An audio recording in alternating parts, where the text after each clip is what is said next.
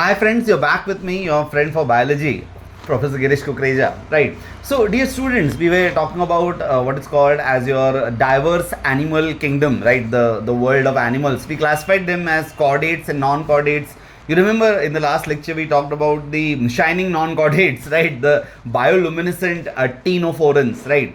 Today we'll be talking about what are called as your worms, right? When you talk about worms, you think those rounded worms coming in, creeping in, right? So, but then, oh, we are talking about flat worms. We are talking about worms which are flat. Yes, we'll be talking about one of the phylums of non-chordates, that is your Platyhelminthes, right? So, Platyhelminthes, these are flatworms who have a dorsoventrally flat body. Yeah, so you have that ribbon like thing, right? So they are like flat, like a papad, right? So their body is flat dorsoventrally. So we are talking about these flatworms, that is your Platyhelminthes.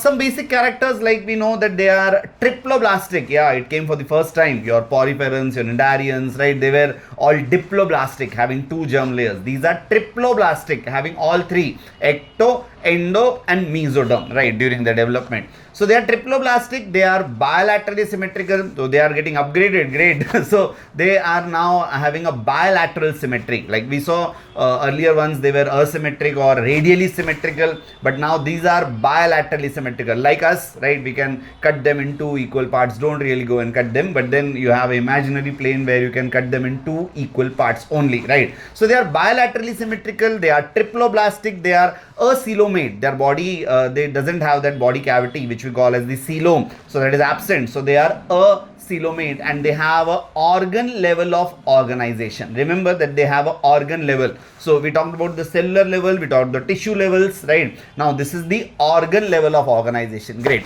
Most of them you'll find that they are parasites. They are endoparasites living inside you, right? So they are endoparasites, not only you but in most of the animals, yes, but including humans. So they are endoparasites in most of the animals, or most of them they are endoparasites in animals, or including your human beings, right?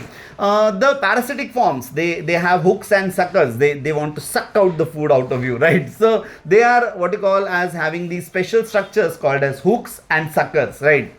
They can also take their food from their general body surface. Some of them, they can absorb their food from the general body surface. Wow, food coming from every side, right? So they can absorb this food from their general what you call as a body surface also, some of the forms. Now they have special cells which are called as flame cells, right? Itna khayenge to they are going to generate the waste products, so they need to have organs for excretion and osmoregulation. So like we have our kidneys, you have one, oh we have two, right? So these kidneys, right, for your platyhelminths, they are the flame cells. So flame cells, they are the organs for excretion and osmoregulation in your flatworms, right?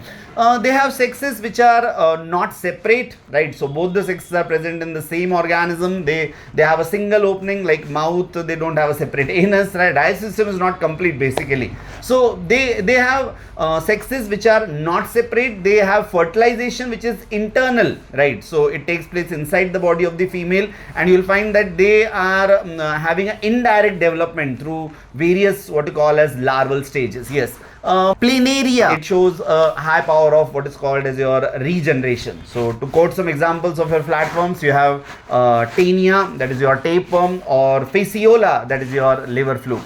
So stay tuned with me, Professor Girish Kukreja, for more in biology. Thank you so much.